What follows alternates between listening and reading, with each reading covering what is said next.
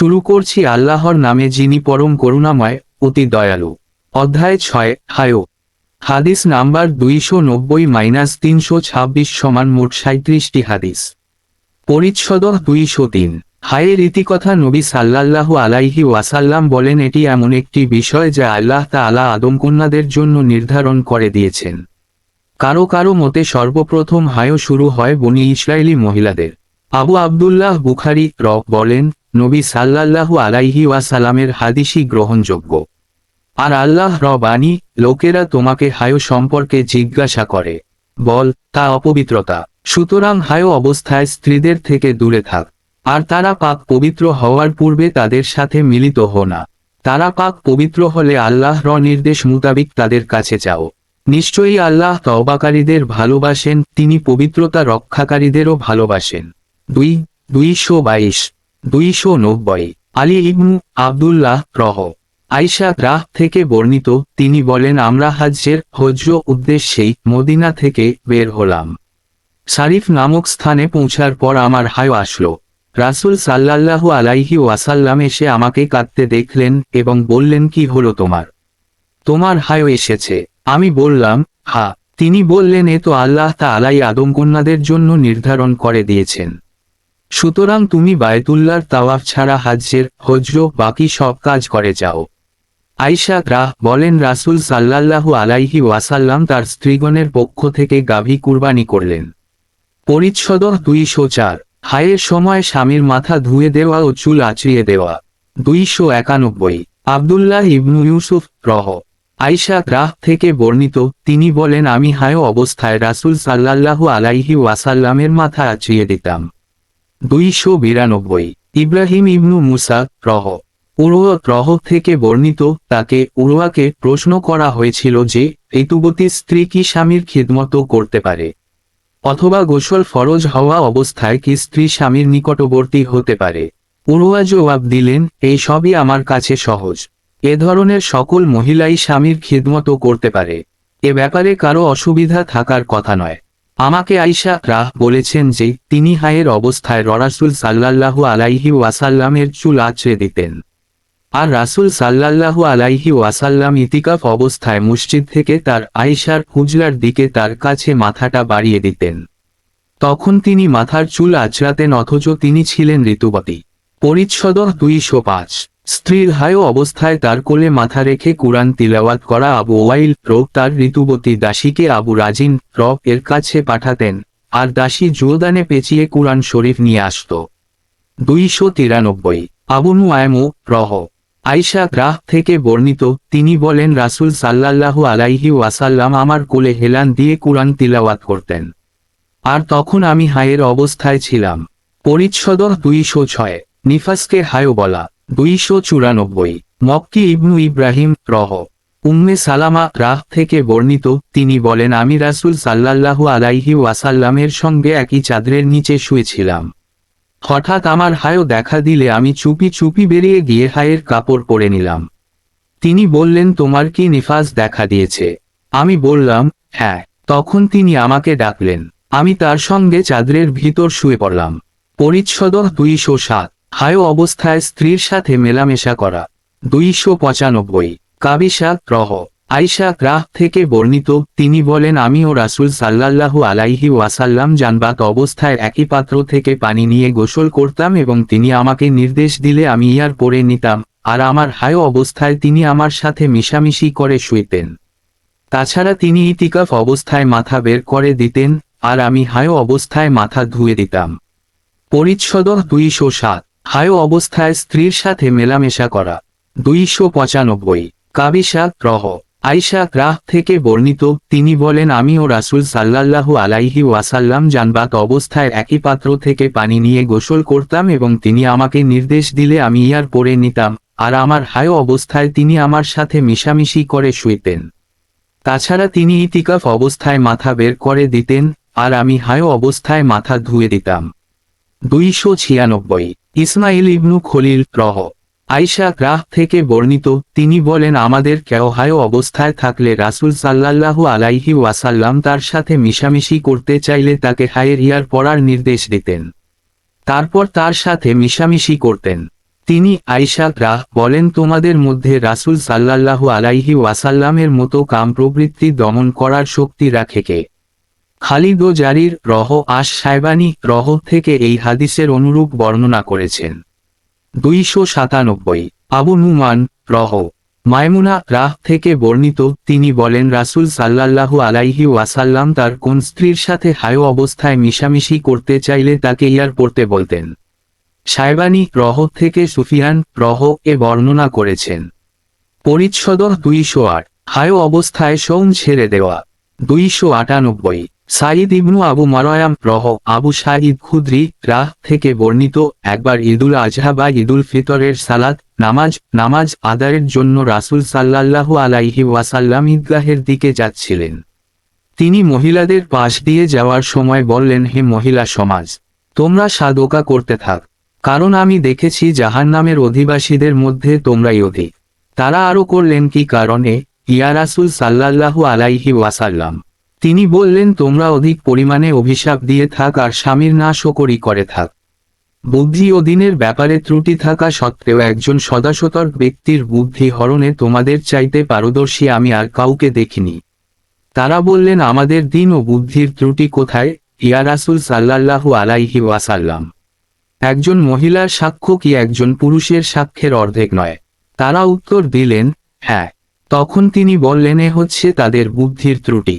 আর হায় অবস্থায় তারা কি সালাত নামাজ ও সিয়াম থেকে বিরত থাকে না? তারা বললেন, হ্যাঁ। তিনি বললেন, এ হচ্ছে তাদের দিনের ত্রুটি। পরিচ্ছদ 209 হায় অবস্থায় কাবার তাওয়াফ ছাড়া হজ্জের অন্যান্য কাজ করা যায়। ইব্রাহিম বলেছেন, হায় অবস্থায় আয়াত পাঠে কোন দোষ নেই। হযরত ইবনু আব্বাস জুনুবির জন্য কুরআন পাঠে কোন দোষ মনে করতেন না। নবী সাল্লাল্লাহু আলাইহি ওয়াসাল্লাম সর্বাবস্থায় আল্লাহর জিকর করতেন। উম্মে আতিয়া বলেন, ঈদের দিন হায় অবস্থায় মহিলাদের বাইরে নিয়ে আসার জন্য বলা হতো, যাতে তারা পুরুষদের সাথে তাকবীর বলে ও দোয়া করে। ইবনু আব্বাস আবু সুফিয়ান থেকে বর্ণনা করেন যে, হিরাক্ল রোম সম্রাট নবী সাল্লাল্লাহু আলাইহি ওয়াসাল্লামের পত্র চেয়ে নিলেন এবং তা পাঠ করলেন। তাতে লেখা ছিল, দয়াময় পরম দয়ালু আল্লাহর নামে। আপনি বলুন, হে কিতাবীগণ, সে কথায় যা আমাদের ও তোমাদের মধ্যে একই, যেন আমরা আল্লাহ ব্যতীত কারো ইবাদত না করি, কোন কিছুকেই তার শরিক না করি এবং আমাদের কেউ কাকেও আল্লাহ ব্যতীত রবরূপে গ্রহণ না করি। যদি তারা মুখ ফিরিয়ে নেয় তবে বলুন, তোমরা সাক্ষী থাক, আমরা মুসলিম। 364 আতা জাবির থেকে বর্ণনা করেন যে, আয়েশা হায় অবস্থায় কাবা তাওয়াফ ছাড়া হজ্জের অন্যান্য আহকাম পালন করেছেন কিন্তু সালাত আদায় করেননি। হাকাম বলেছেন, আমি জুনুবি অবস্থায়ও জবেহ করে থাকি, অথচ আল্লাহর বাণী হল, তোমরা আহার করো না সে সব প্রাণী যার ওপর আল্লাহর নাম নেওয়া হয়নি। 121 299 আবু নুআয়ম আয়েশা থেকে বর্ণিত, তিনি বলেন, আমরা রাসূল সাল্লাল্লাহু আলাইহি ওয়াসাল্লামের সঙ্গে হজ্জ উদ্দেশ্যে বেরিয়েছিলাম। আমরা শারিফ নামক স্থানে পৌঁছলে আমি ঋতুবতী হই। এ সময় রাসূল সাল্লাল্লাহু আলাইহি ওয়াসাল্লাম এসে আমাকে কাঁদতে দেখলেন এবং জিজ্ঞাসা করলেন, তুমি কাঁদছ কেন? আমি বললাম, ও আল্লাহর শপথ, এবছর হজ্জ না করাই আমার জন্য পছন্দনীয়। তিনি বললেন, সম্ভবত তুমি ঋতুবতী হয়েছ। আমি বললাম, হ্যাঁ। তিনি বললেন, এ তো আদমকন্যাদের জন্য আল্লাহ নির্ধারিত করেছেন। তুমি পাক হওয়া পর্যন্ত অন্যান্য হাজিদের মতো সমস্ত কাজ করে যাও, কেবল কাবার তাওয়াফ করবে না। পরিচ্ছদ 210 ইশতিহাজা 300 আব্দুল্লাহ ইবনু ইউসুফ আয়েশা থেকে বর্ণিত, তিনি বলেন, ফাতিমা বিনতু আবু রিবায়শ রাসূল সাল্লাল্লাহু আলাইহি ওয়াসাল্লাম কে জিজ্ঞাসা করলেন, ইয়া রাসূল সাল্লাল্লাহু আলাইহি ওয়াসাল্লাম, আমি কখনো পবিত্র হই না, এমতাবস্থায় আমি কি সালাত নামাজ ছেড়ে দেব? রাসূল সাল্লাল্লাহু আলাইহি ওয়াসাল্লাম বললেন, এ হলো এক ধরনের বিশেষ রক্ত, হায়ের রক্ত নয়। যখন তোমার হায় শুরু হয় তখন তুমি সালাত নামাজ ছেড়ে দাও, আর হায় শেষ হলে রক্ত ধুয়ে সালাত নামাজ আদায় কর। তারা চিহ্ন হায়স ও নিফাসের মেয়াদের অতিরিক্ত সময়কালীন রজস্রাবকে ইস্তিহাজা এবং সে মহিলাকে মুস্তাহাজা বলে। পরিচ্ছদ 211 হায়ের রক্ত ধুয়ে ফেলা। 301 আব্দুল্লাহ ইবনু ইউসুফ আসমা বিনতে আবু বকর সিদ্দিক রাহ থেকে বর্ণিত, তিনি বলেন এক মহিলা রাসূল সাল্লাল্লাহু আলাইহি ওয়াসাল্লাম কে জিজ্ঞাসা করলেন, ইয়া রাসূলাল্লাহ, আমাদের কারো কাপড়ে হায়ের রক্ত লাগলে কি করবে? রাসূল সাল্লাল্লাহু আলাইহি ওয়াসাল্লাম বললেন, তোমাদের কারো কাপড়ে হায়ের রক্ত লাগলে সে তা রগড়িয়ে তারপর পানিতে ধুয়ে নেবে এবং সে কাপড়ে সালাত নামাজ আদায় করবে। 302 আশবাগ রহ আয়শা রাহ থেকে বর্ণিত, তিনি বলেন আমাদের কারো হায় হলে পাক হওয়ার পর রক্ত রগড়িয়ে কাপড় পানি দিয়ে ধুয়ে সেই কাপড়ে তিনি সালাত নামাজ আদায় করতেন। পরিচ্ছদ 212 মুশতাহাজার ও ইতিকাফ। 303 ইসহাক ইবনু শাহিন রহ আয়শা রাহ থেকে বর্ণিত, তিনি বলেন নাবী সাল্লাল্লাহু আলাইহি ওয়াসাল্লামের সঙ্গে তার ইস্তিহাজার অবস্থায় ইতিকাফ করেন। তিনি রক্ত দেখতেন এবং স্রাবের কারণে প্রায়ই তার নিচে একটি পাত্র রাখতেন। রাবি বলেন, আয়শা রাহ হলুদ রঙের পানি দেখে বলেছেন, এ যেন রাসূল সাল্লাল্লাহু আলাইহি ওয়াসাল্লাম এর অমুক স্ত্রীর ইস্তিহাজার রক্ত। 304 কুতায়বা রহ আয়শা রাহ থেকে বর্ণিত, তিনি বলেন রাসূল সাল্লাল্লাহু আলাইহি ওয়াসাল্লাম এর সঙ্গে তার কোন একজন স্ত্রী ইতিকাফ করেছিলেন। তিনি রক্ত ও হলদে পানি বের হতে দেখতেন আর তার নিচে একটা পাত্র বসিয়ে রাখতেন এবং সে অবস্থায় সালাত নামাজ আদায় করতেন। 305 মুসা উদ্দাত রহ আয়শা রাহ থেকে বর্ণিত, উম্মু মিনিদের একজন ইস্তিহাজা অবস্থায় ইতিকাফ করেছিলেন। পরিচ্ছদ 213 হায় অবস্থায় পরিহিত পোশাকে সালাত আদায় করা যায় কি? 306 আবু নুআয়ম রহ আয়শা রাহ থেকে বর্ণিত, তিনি বলেন আমাদের কারো একটির বেশি কাপড় ছিল না। তিনি হায় অবস্থায়ও এই কাপড়খানি ব্যবহার করতেন, তাতে রক্ত থুথু দিয়ে ভিজিয়ে নখ দ্বারা রগড়িয়ে নিতেন। পরিচ্ছদ 214 হায় থেকে পবিত্রতার গোসলে সুগন্ধি ব্যবহার। 307 আব্দুল্লাহ ইবনু আব্দুল ওয়াহাব রহ উম্মে আতিয়া রাহ থেকে বর্ণিত, তিনি বলেন কোন মৃত ব্যক্তির জন্য আমাদের 3 দিনের বেশি শোক পালন করা থেকে নিষেধ করা হতো, কিন্তু স্বামীর ক্ষেত্রে 4 মাস 10 দিন শোক পালনের অনুমতি ছিল। আমরা তখন সুরমা লাগাতাম না, সুগন্ধি ব্যবহার করতাম না, ইয়েমেনের তৈরি রঙিন কাপড় ছাড়া অন্য কোন রঙিন কাপড় পরতাম না।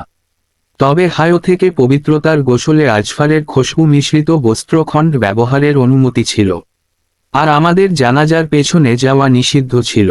এই বর্ণনা হিশাম ইবনু হাসান রহ হাফসা রাহ থেকে, তিনি উম্মে আতিয়া রাহ থেকে এবং তিনি নবী সাল্লাল্লাহু আলাইহি ওয়াসাল্লাম থেকে বিবৃত করেছেন। পরিচ্ছদ 215 হায় পরে পবিত্রতা অর্জনের সময় দেহ ঘষা মাজা করা, গোসলের পদ্ধতি এবং মিশযুক্ত বস্ত্রখণ্ড দিয়ে রক্তের চিহ্ন পরিষ্কার করা। 308 ইয়াহুয়া রহ আয়শা রাহ থেকে বর্ণিত, এক মহিলা রাসূল সাল্লাল্লাহু আলাইহি ওয়াসাল্লাম কে হায়ের গোসল সম্পর্কে জিজ্ঞাসা করলেন। তিনি তাকে গোসলের নিয়ম বলে দিলেন যে এক টুকরা কস্তুরী লাগানো নেকড়া নিয়ে পবিত্রতা হাসিল কর। মহিলা বললেন কিভাবে? রাসূল সাল্লাল্লাহু আলাইহি ওয়াসাল্লাম বললেন তা দিয়ে পবিত্রতা হাসিল কর। মহিলা তৃতীয়বার বললেন কিভাবে?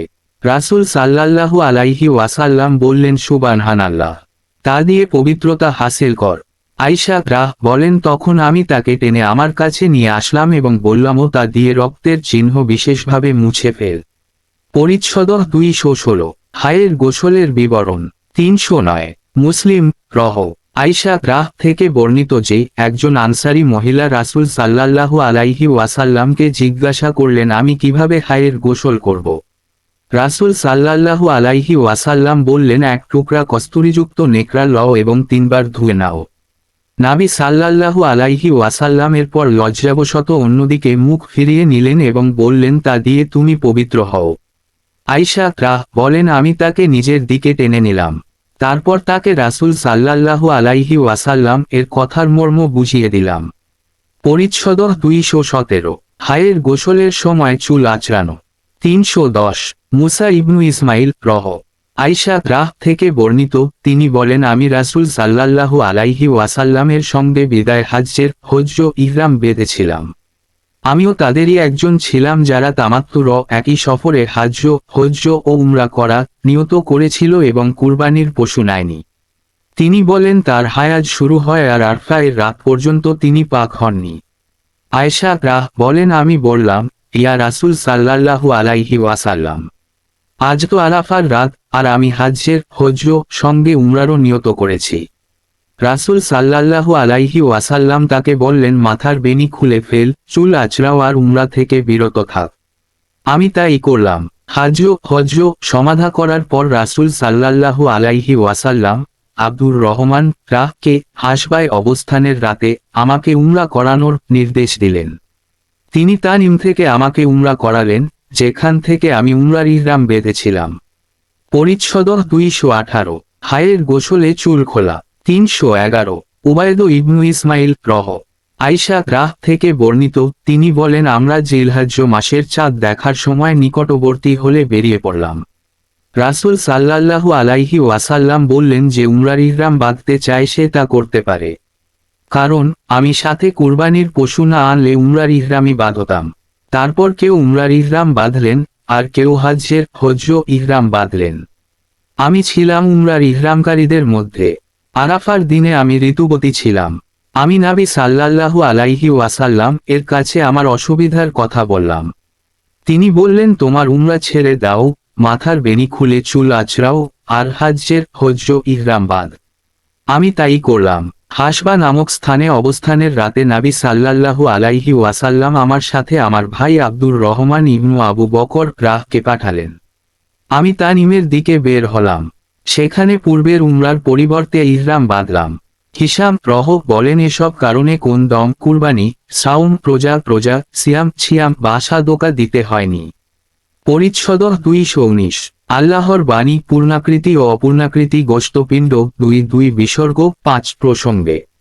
312। মুসা উদ্দাত আনাস ইবনু মালিক রাহ থেকে বর্ণিত, তিনি বলেন, নবী সাল্লাল্লাহু আলাইহি ওয়াসাল্লাম বলেন, আল্লাহ তাআলা মাতৃগর্ভের জন্য একজন ফেরেশতা নির্ধারণ করেছেন। তিনি পর্যায়ক্রমে বলতে থাকেন, হে রব, এখন বীর্য আকৃতিতে আছে। হে রব, এখন জমাট রক্তে পরিণত হয়েছে। হে রব, এখন গোশতপিণ্ডে পরিণত হয়েছে।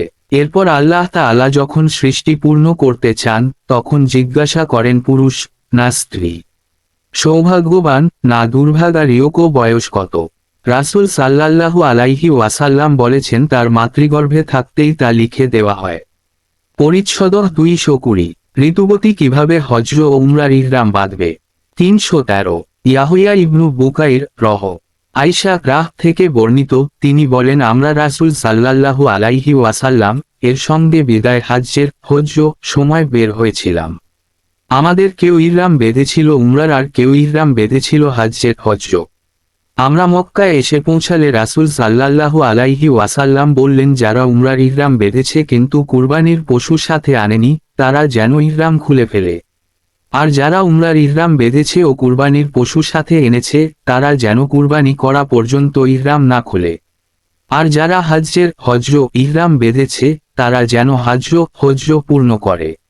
আয়েশা রাহ বলেন, এরপর আমার হায়ও শুরু হয় এবং আরাফার দিনেও তা বহাল থাকে। আমি শুধু উমরার ইহরাম বেঁধেছিলাম।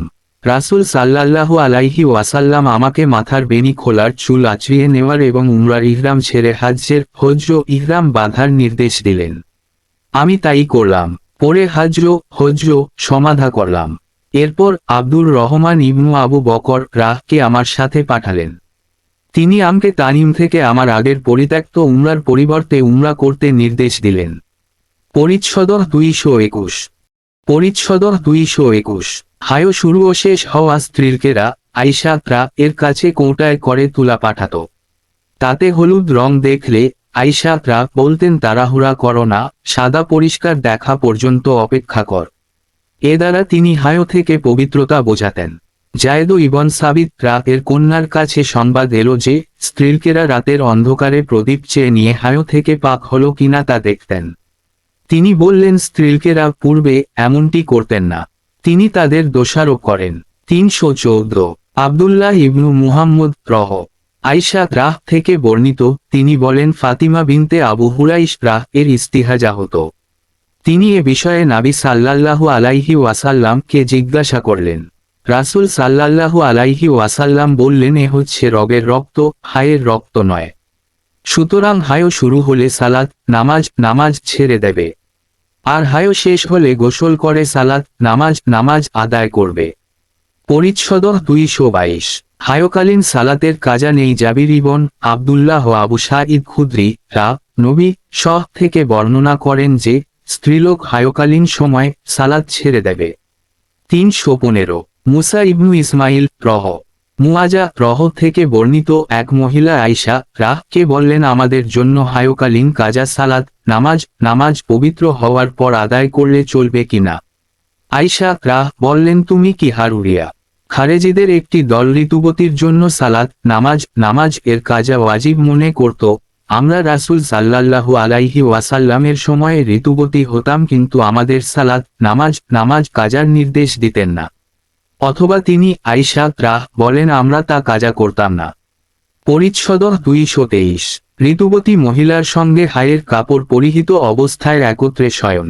316। সাদ ইবনু হাফস উম্মে সালমা থেকে বর্ণিত, তিনি বলেন, নবী সাল্লাল্লাহু আলাইহি ওয়াসাল্লামের সঙ্গে একই চাদরের নিচে শায়িত অবস্থায় আমার হায় দেখা দিল।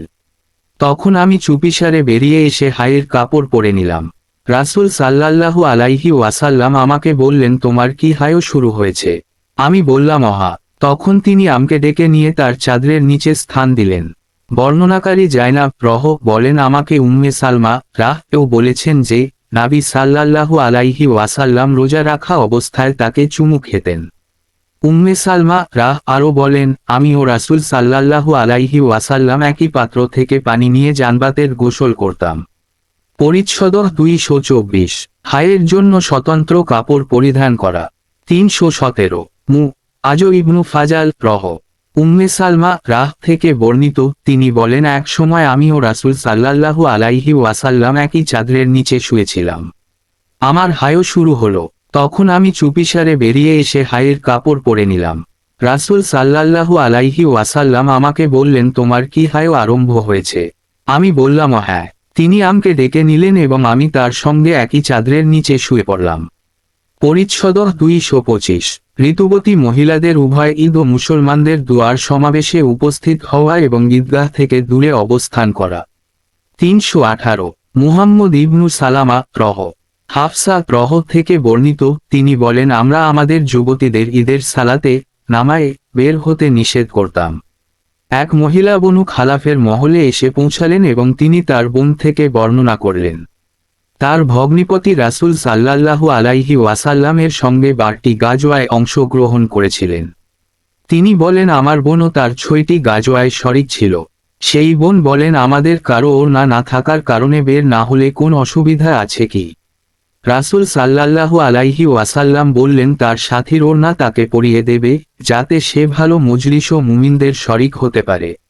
যখন উম্মে আতিয়া আসলেন, আমি তাকে জিজ্ঞাসা করলাম, আপনি কি রাসূল সাল্লাল্লাহু আলাইহি ওয়াসাল্লাম থেকে এরূপ শুনেছেন? উত্তরে তিনি বললে, আমার পিতা তার জন্য কুরবান হোক। হ্যাঁ, তিনি এরূপ বলেছিলেন।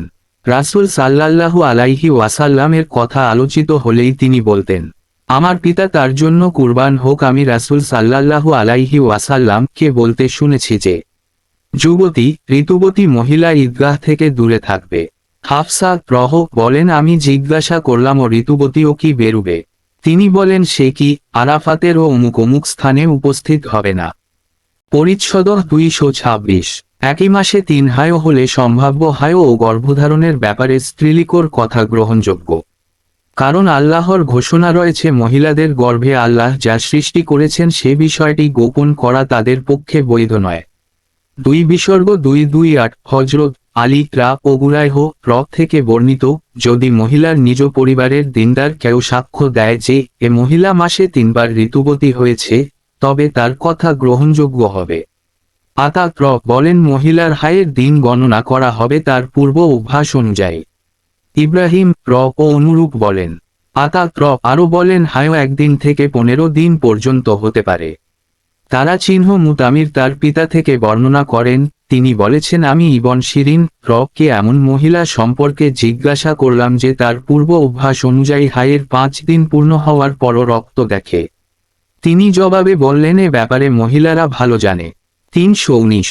আহমদ ইবনু আবু রাজা আয়েশা রাহ থেকে বর্ণিত, তিনি বলেন ফাতিমা বিনতু আবু হুবায়শ রাসূল সাল্লাল্লাহু আলাইহি ওয়াসাল্লাম কে জিজ্ঞাসা করলেন, আমার ইস্তিহাজা হয়েছে এবং পবিত্র হচ্ছি না, আমি কি সালাত নামাজ ছেড়ে দেব? রাসূল সাল্লাল্লাহু আলাইহি ওয়াসাল্লাম বললেন, না, এ হলো রগ নির্গত রক্ত। তবে এরূপ হওয়ার আগে যতদিন হায় হতো সে কয়দিন সালাত নামাজ অবশ্যই ছেড়ে দাও। তারপর গোসল করে নিবে ও সালাত নামাজ আদায় করবে। পরিচ্ছদ 227। হায়ার দিনগুলো ছাড়া হলুদ এবং মেটে রং দেখা। 320। কুতাইবা ইবনু সাঈদ উম্মে আতিয়া রাহ থেকে বর্ণিত, তিনি বলেন আমরা মেটে ও হলুদ রং হায়ের মধ্যে গণ্য করতাম না। পরিচ্ছদ 228। ইস্তিহাজার শিরা। 321। ইব্রাহিম ইবনু মুনজির আল হিজামি নাবি সাল্লাল্লাহু আলাইহি ওয়াসাল্লামের পত্নী আয়েশা রাহ থেকে বর্ণিত, তিনি বলেন উম্মে হাবিবা রাহ 7 বছর পর্যন্ত ইস্তিহাজগ্রস্তা ছিলেন। তিনি এ ব্যাপারে রাসূল সাল্লাল্লাহু আলাইহি ওয়াসাল্লামকে জিজ্ঞাসা করলেন। তিনি তাকে গোসলের নির্দেশ দিলেন এবং বললেন, এই শিরা নির্গত রক্ত।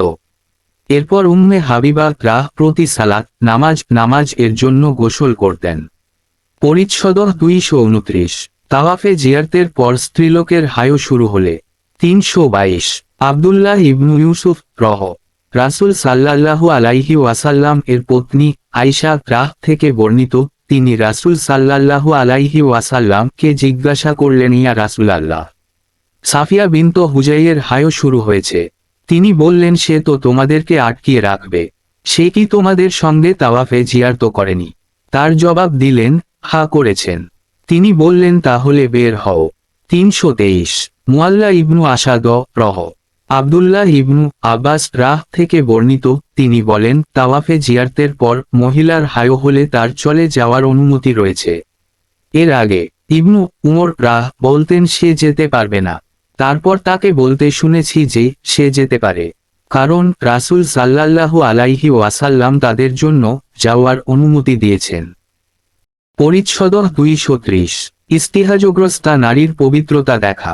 ইবন আব্বাস বলেন, মুস্তাহাজা দিনের কিছু সময়ের জন্য হলেও পবিত্রতা দেখলে গোসল করবে ও সালাত আদায় করবে। আর সালাত আদায় করার পর তার স্বামী তার সাথে মিলতে পারে, কারণ সালাতের গুরুত্ব অত্যাধিক। 324। আহমদ ইবনু ইউনুস আয়েশা রাহ থেকে বর্ণিত, তিনি বলেন রাসূল সাল্লাল্লাহু আলাইহি ওয়াসাল্লাম বলেছেন, হায় দেখা দিলে সালাত নামাজ ছেড়ে দাও, আর হায়ের সময় শেষ হয়ে গেলে রক্ত ধুয়ে নাও এবং সালাত নামাজ আদায় কর। পরিচ্ছদ 231। নিফাস অবস্থায় মৃত স্ত্রীলোকের সালাতে জানাজা ও তার পদ্ধতি। 325। আহমদ ইবনু সুরায়জ সামুরা ইবনু জুনদুব রাহ থেকে বর্ণিত, তিনি বলেন একজন প্রসূতি মহিলা মারা গেলে নবী সাল্লাল্লাহু আলাইহি ওয়াসাল্লাম তার জানাজা পড়লেন। সালাত নামাজ তিনি মহিলার দেহের মাঝ বরাবর দাঁড়িয়েছিলেন। পরিচ্ছদ 232। 326।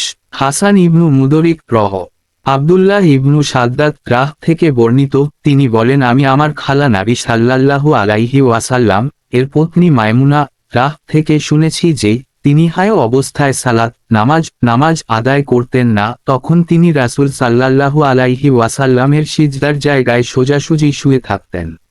নবী সাল্লাল্লাহু আলাইহি ওয়াসাল্লাম তার চাটাইয়ে সালাত নামাজ আদায় করতেন। সিজদা করার সময় তার কাপড়ের অংশ আমার মায়মুনার গায়ে লাগত।